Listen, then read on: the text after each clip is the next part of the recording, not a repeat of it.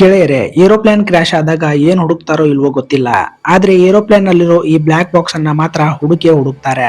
ಬನ್ನಿ ಗೆಳೆಯರೆ, ಈ ಬ್ಲಾಕ್ ಬಾಕ್ಸ್ ಬಗ್ಗೆ ಇರೋ ಕೆಲವು ಇಂಟ್ರೆಸ್ಟಿಂಗ್ ವಿಷಯಗಳನ್ನ ನೋಡೋಣ. ಗೆಳೆಯರೆ, ಏರೋಪ್ಲೇನ್ ಯಾಕೆ ಕ್ರಾಶ್ ಆಯ್ತು ಅಂತ ತಿಳ್ಕೊಳ್ಳೋಕೆ ಈ ಬ್ಲಾಕ್ ಬಾಕ್ಸ್ ತುಂಬಾನೇ ಸಹಾಯ ಮಾಡುತ್ತೆ. ಏರೋಪ್ಲೇನ್ ನಲ್ಲಿ ನಡೆಯುವ ಪ್ರತಿಯೊಂದು ಚಟುವಟಿಕೆಯನ್ನ ಈ black box pin to pin record ಮಾಡ್ಕೊಳ್ಳುತ್ತೆ. ಹೀಗೆ ಏರೋಪ್ಲೇನ್ ನ ಸಂಪೂರ್ಣ ಮಾಹಿತಿಯನ್ನ ರೆಕಾರ್ಡ್ ಮಾಡಿಕೊಂಡು ಇಟ್ಕೊಳ್ಳೋ ಈ ಬ್ಲಾಕ್ ಬಾಕ್ಸ್ ನ ಸಹಾಯದಿಂದಾನೇ ಏರೋಪ್ಲೇನ್ ಕ್ರಾಶ್ ಆಗಲಿಕ್ಕೆ ಕಾರಣ ಏನು ಅಂತ ನಿಖರವಾಗಿ ತಿಳ್ಕೊಳ್ಬಹುದು. ಇದನ್ನ ಬ್ಲಾಕ್ ಬಾಕ್ಸ್ ಅಂತ ಕರೀತಾರೆ. ಆದ್ರೆ ಅಸಲಿಗೆ ಇದು ಬ್ಲಾಕ್ ಕಲರ್ ನಲ್ಲಿ ಇರೋದಿಲ್ಲ. ಇದು ಬ್ರೈಟ್ ಆರೆಂಜ್ ಕಲರ್ ನಲ್ಲಿ ಇರುತ್ತೆ. ಯಾಕಂದ್ರೆ ಏರೋಪ್ಲೇನ್ ಕ್ರಾಶ್ ಆದಾಗ ಸುಲಭವಾಗಿ ಕಣ್ಣಿಗೆ ಬೀಳಿ ಅಂತ ಹೀಗೆ ಬ್ರೈಟ್ ಆರೆಂಜ್ ಕಲರ್ ನಲ್ಲಿ ಮಾಡಿರ್ತಾರೆ ಈ ಬ್ಲಾಕ್ ಬಾಕ್ಸ್ ಅನ್ನ. ಇನ್ನು ಈ ಬ್ಲಾಕ್ ಬಾಕ್ಸ್ ನಲ್ಲಿ ಎರಡು ವಿಧಗಳಿದ್ದು, ಮೊದಲನೆಯದು ಫ್ಲೈಟ್ ಡಾಟಾ ರೆಕಾರ್ಡರ್ ಅಂತ. ಇದು ಏರೋಪ್ಲೇನ್ ನ ಎಲ್ಲಾ ಟೆಕ್ನಿಕಲ್ ಚಟುವಟಿಕೆಗಳನ್ನ ತನ್ನಲ್ಲಿ ರೆಕಾರ್ಡ್ ಮಾಡಿಕೊಂಡು ಇಟ್ಕೊಳ್ಳುತ್ತೆ. ಏರ್ ಸ್ಪೀಡ್, ಇಂಜಿನ್ ಪರ್ಫಾರ್ಮೆನ್ಸ್ ಮತ್ತು ಇನ್ನಿತರ ಟೆಕ್ನಿಕಲ್ ಚಟುವಟಿಕೆಗಳನ್ನ ಇದು ರೆಕಾರ್ಡ್ ಮಾಡಿಕೊಳ್ಳುತ್ತೆ. ಇನ್ನೊಂದು ಕಾಕ್ಪಿಟ್ ವಾಯ್ಸ್ ರೆಕಾರ್ಡರ್ ಅಂತ. ಇದು ಪೈಲಟ್ ಗಳ ಮಾತುಕತೆಯನ್ನ ಮತ್ತು ಕಾಕ್ಪಿಟ್ ನಲ್ಲಿ ಬರೋ ಸೌಂಡ್ ಗಳನ್ನ ತನ್ನಲ್ಲಿ ರೆಕಾರ್ಡ್ ಮಾಡಿಕೊಳ್ಳುತ್ತೆ.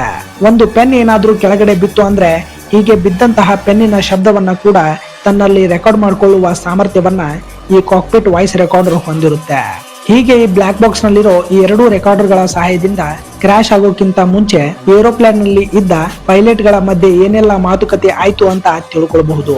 ಅಷ್ಟೇ ಅಲ್ಲದೇನೆ ಏರೋಪ್ಲೇನ್ ನಲ್ಲಿ ಯಾವೆಲ್ಲ ಟೆಕ್ನಿಕಲ್ ಇಶ್ಯೂಗಳು ಆದವು ಅಂತಾನು ಸುಲಭವಾಗಿ ತಿಳ್ಕೊಳ್ಬಹುದು. ಈ ಬ್ಲಾಕ್ ಬಾಕ್ಸ್ ಅನ್ನ ಏರೋಪ್ಲೇನ್ ಹಿಂಬದಿಯಲ್ಲಿ ಇಡಲಾಗುತ್ತೆ. ಹೀಗೆ ಏರೋಪ್ಲೇನ್ ಹಿಂಬದಿಯಲ್ಲಿ ಯಾಕೆ ಇಡ್ತಾರೆ ಅಂದ್ರೆ, ಏರೋಪ್ಲೇನ್ ಏನಾದ್ರೂ ಕ್ರಾಶ್ ಆದಾಗ ತುಂಬಾನೇ ಕಡಿಮೆ ಡ್ಯಾಮೇಜ್ ಆಗೋ ಜಾಗ ಯಾವ್ದಾದ್ರು ಇದ್ರೆ ಅದು ಈ ಏರೋಪ್ಲೇನ್ ನ ಹಿಂಬದಿ ಆಗಿರುತ್ತೆ. ಅದಕ್ಕೆ ಈ ಬ್ಲಾಕ್ ಬಾಕ್ಸ್ ಅನ್ನ ಹೀಗೆ ಏರೋಪ್ಲೇನ್ ನ ಹಿಂಬದಿಯಲ್ಲಿ ಇಡ್ತಾರೆ. ಅಷ್ಟಕ್ಕೂ ಈ ಬ್ಲಾಕ್ ಬಾಕ್ಸ್ ಏನು ಹಾಳಾಗೋದಿಲ್ಲ, ತುಂಬಾನೇ ಸ್ಟ್ರಾಂಗ್ ಆಗಿರುತ್ತೆ ಈ ಬ್ಲಾಕ್ ಬಾಕ್ಸ್. ಈ ಬ್ಲಾಕ್ ಬಾಕ್ಸ್ ಅನ್ನ ಮಾಡೋಕೆ ಕ್ರಶ್ ಪ್ರೂಫ್ ಟೈಟಾನಿಯಂ ಮತ್ತು ಸ್ಟೇನ್ಲೆಸ್ ಸ್ಟೀಲ್ ಅನ್ನ ಬಳಸಲಾಗುತ್ತೆ.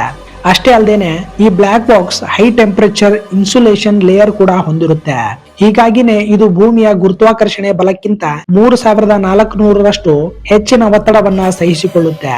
ಇನ್ನು 1100 ಸೆಲ್ಸಿಯಸ್ ನಷ್ಟು ಹೀಟ್ ಅನ್ನ ಕೂಡ ಈ ಬ್ಲಾಕ್ ಬಾಕ್ಸ್ ತಡ್ಕೊಳ್ಳುತ್ತೆ.